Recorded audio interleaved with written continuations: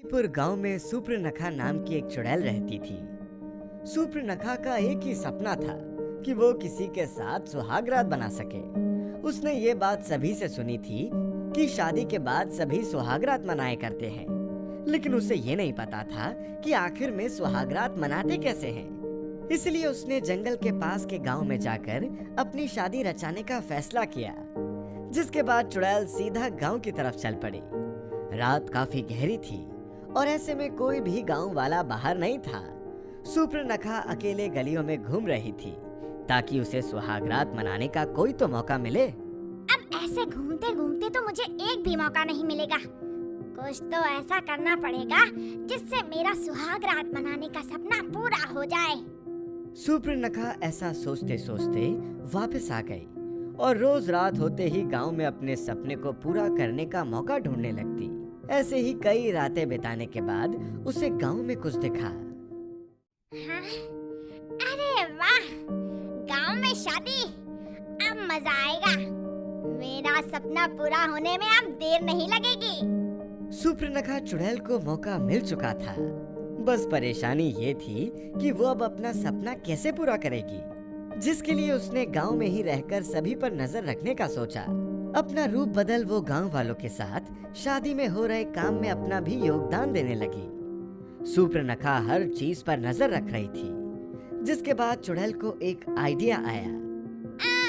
क्यों ना मैं दुल्हन के शरीर में प्रवेश करके अपना सुहागरात का सपना पूरा कर लूं?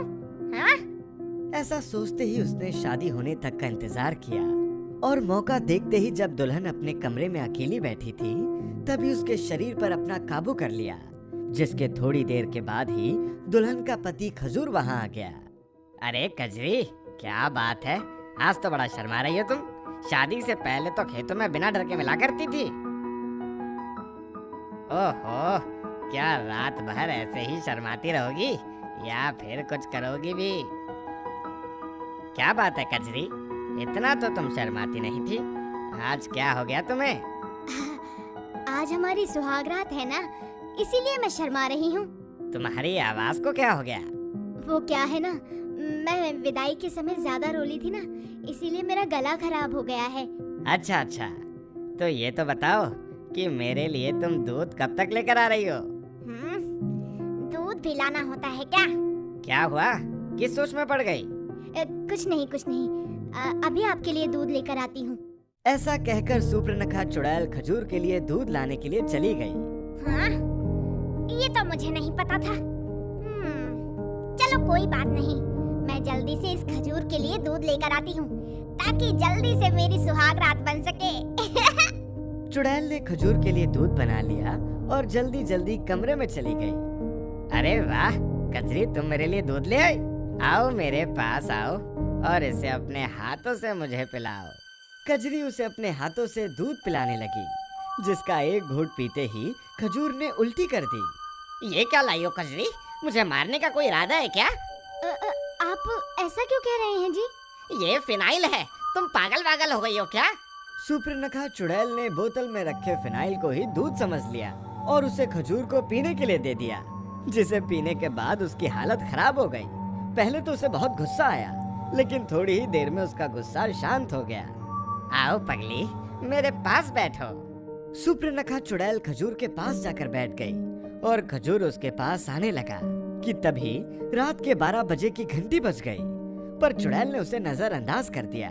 दरअसल चुड़ैल रात के 12 बजते ही अपने असली रूप में आ जाती थी और हुआ भी कुछ ऐसा ही। खजूर के घूंघट उठाते ही चुड़ैल अपने असली रूप में आ गई। कजरी का शरीर अपने आप चुड़ैल में तब्दील हो गया। ये देख खजूर डर से चिल्लाने लगा। अरे तुम चुड़ैल कैसे बन गई? अरे कजरी, ये तुम्हें क्या हो गया? खजूर डर से चीखने लगा और कमरे से बाहर की तरफ निकल गया। चुड़ैल, बचाओ बचाओ। खजूर को ऐसा भागता हुआ देखकर चुड़ैल भी उसके पीछे जाने लगी। अरे ओए खजूर के बच्चे, रुक जा। बचाओ, चुड़ैल, मेरी सुहागरात में चुड़ैल आ गई। खजूर चिल्लाते चिल्लाते गांव के चक्कर लगाने लगा। वहीं चुड़ैल उसके पीछे पीछे भागने लगी। जब सुप्रनखा के कई बार चिल्लाने पर भी खजूर नहीं रुका, तो सुप्रनखा ने उड़कर उसका रास्ता रोक दिया। अरे मुझे छोड़ दो, मैंने तुम्हारा क्या बिगाड़ा है? खजूर के ऐसा बोलते ही सूर्पनखा चुड़ैल ने कजरी का शरीर छोड़ दिया। ये देख खजूर को भी कुछ समझ नहीं आया, जिस पर सूर्पनखा ने खजूर को अपनी अधूरी ख्वाहिश के बारे में सब कुछ बता दिया, जिसे सुनकर खजूर और भी डर गया। क्या?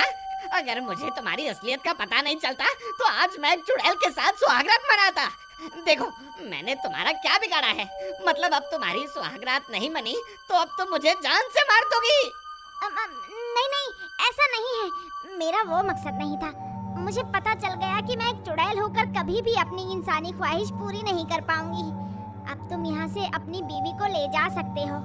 मैं भी अब अपने अधूरे मकसद के साथ जंगल की तरफ जा रही हूँ। आखिर में चुड़ैल को वो नहीं मिला जिसकी तलाश में वो निकली थी। वहीं दूसरी तरफ खजूर की बीबी कजरी को होश आ गया, लेकिन उसे खुद के साथ हुआ कुछ भी घटित याद नहीं था और खजूर को वो मिला जिसकी तलाश में वो खुद था।